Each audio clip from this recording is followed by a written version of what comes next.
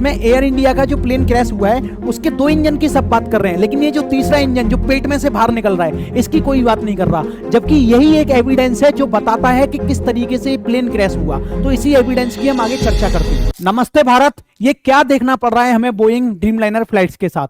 अहमदाबाद में air India crash के 3 दिन बाद लंदन से चेन्नई आ रही बोइंग ड्रीमलाइनर के टेक ऑफ के तुरंत बाद फ्लैप एडजस्टमेंट फेलियर हो जाता है, जिसकी वजह से उसकी तुरंत इमरजेंसी लैंडिंग करनी पड़ती है। उसी के अगले दिन 16 जून को एयर इंडिया की ड्रीमलाइनर को इंजन इश्यू की वजह से इमरजेंसी लैंडिंग करानी पड़ती है। फ्लैप फेलियर, इंजन इश्यू और जानलेवा क्रैशेस हमने सबने देखे। ये सब एक इत्तेफाक है या इसके पीछे की कुछ और सच्चाई है? देखो, बोइंग ड्रीमलाइनर के जहाजों की इमरजेंसी लैंडिंग तो उसके टेक्निकल इश्यूज की वजह से होती रहेगी। अब हम बात करेंगे एयर इंडिया 171 क्रैश के असली सच प्रूफ के साथ जानेंगे। तो चलिए शुरू से शुरू करते हैं। एयर इंडिया 171 के क्रैश थ्योरी आखिर क्यों बदल गई? नई आरएटी फुटेज ने नए सवाल खड़े कर दिए हैं। यह एक रूटीन फ्लाइट होनी थी।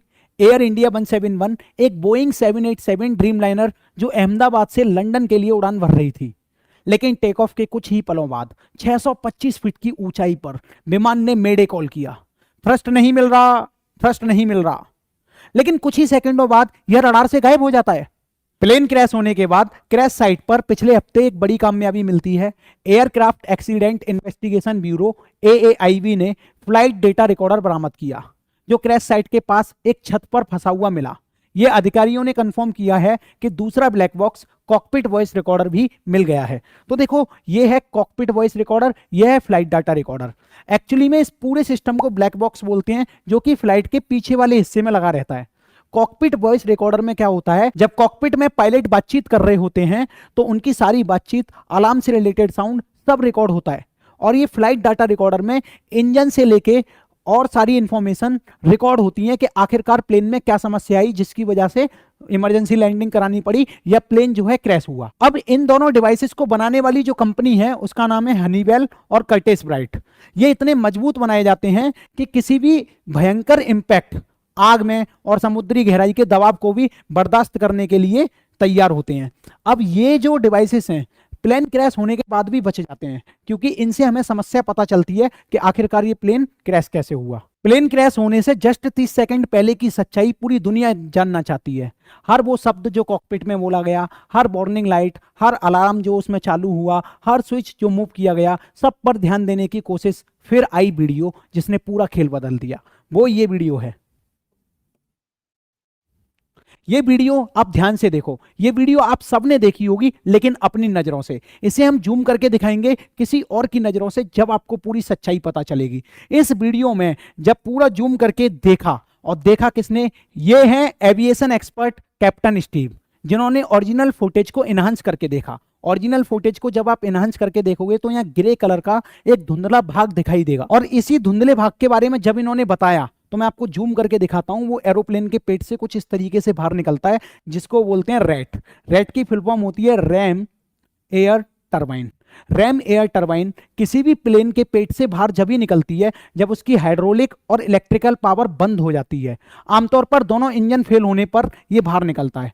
अब यह थ्योरी नहीं बल्कि विजुअल एविडेंस है। कैप्टन स्टीव कहते हैं कि आरएटी दिखने में 2 ब्लेड वाला प्रोपेलर है जो कि सुपरसोनिक स्पीड से घूमता है। यह तभी निकलता है जब कुछ भयानक गड़बड़ हो जाती है। तो अब सुनो, ये आरएटी कुल मिला के तीसरा इंजन होता है जो कि बहुत इमरजेंसी वाली सिचुएशन पे निकलता है, जब अंदर की इलेक्ट्रिकल पावर कट हो जाती है, और इसे बहुत तेज घुमाया जाता है जिससे जनरेटर का काम करे और अंदर जो सप्लाई कट हुई है उनमें मदद करे। अब सुनो, आरएटी बहुत ही भयंकर वाली सिचुएशन में बाहर निकलता है, ये आपको पता चल गया। इंजन फेलियर की 4 सबसे बड़ी जानकारी देने वाले क्लूज आपसे साझा करूंगा। उससे पहले मैं आपको बता देता हूं, मैं रेलवे का एक नए यूट्यूब चैनल टॉप तक FIP रेलवे पर आपको पूरा साइंस एक्सपेरिमेंट के साथ पढ़ाऊंगा। मेरी पूरी टीम पढ़ाएगी। लिंक इसका डिस्क्रिप्शन में मिल जाएगा चैनल का। कल से इस पर मेरी वीडियोस आने लग जाएंगी।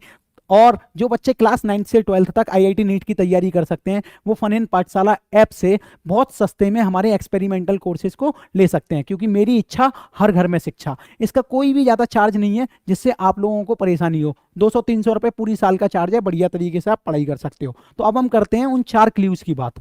सबसे पहला, विजुअल कंफर्मेशन। आरएटी का दरवाजा खुला हुआ और टरबाइन बाहर आता हुआ दिख रहा है। दूसरा, ऑडियो एविडेंस।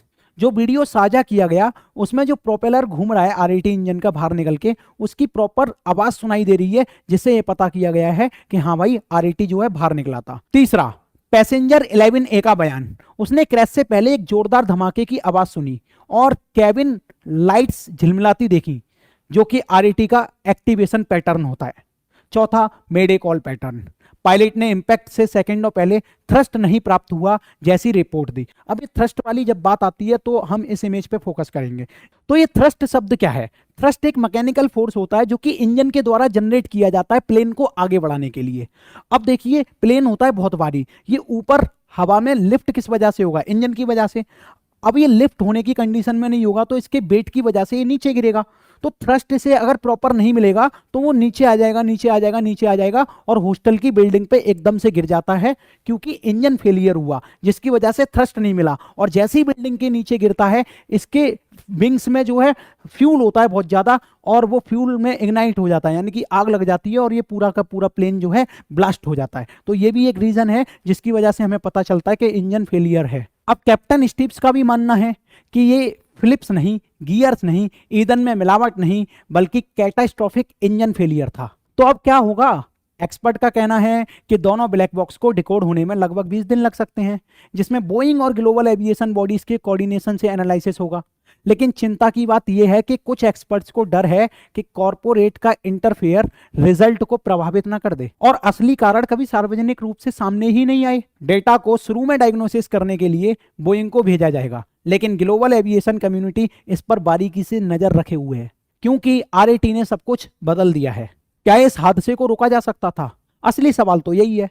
एयरलाइंस अपने जहाजों के वेड़े को प्रिडिक्टिव मेंटेनेंस टूल्स जैसे कि हनीवेल फोर्ज या Rolls Royce blue data thread के एआई सिस्टम से लैस कर सकती है, जो सूक्ष्म गलतियों को तब पकड़ लेते हैं जब वह महज संकेत होता है। खतरे से बहुत पहले इन चीजों का इस्तेमाल करके पता किया जा सकता है। तो यह सब पहले क्यों नहीं किया गया? क्योंकि एविएशन सेफ्टी सिर्फ टेक्नोलॉजी की बात नहीं, ये बजट, पॉलिसी, अकाउंटेबिलिटी और सबसे इंपॉर्टेंट वैश्विक सहयोग की बात है। Flight 171 is a tragedy, but it must also be a wake-up call that safety cannot be reactive. वे चीजें जो हम पहले से जान चुके हैं उन्हें सुधार कर लेना चाहिए। क्यों जिंदगियों को गंवा रहे हो? जांच में समय लगेगा, लेकिन हर एक डाटा बाइट, हर एक फ्रेम, हर एक साउंड क्लिप, ये सब एक ही चीज की ओर ले जानी चाहिए। एक ऐसी दुनिया जहां उड़ान और भी सुरक्षित हो और ऐसी दिल तोड़ देने वाली घटनाएं कभी भी नहीं हो। आप भी अपनी राय कमेंट में देना कि एविएशन को कौन कौन से स्टेप उठाने चाहिए जिससे रोज देखने वाली ये इमरजेंसी लैंडिंग और क्रैश हमें आगे ना देखने पड़े। और फन इन पाठशाला पर आप जाके आनंद वाले तरीके से एक्सपेरिमेंट के साथ पढ़ सकते हो। जब तक के लिए बाय बाय, टाटा, जय हिंद।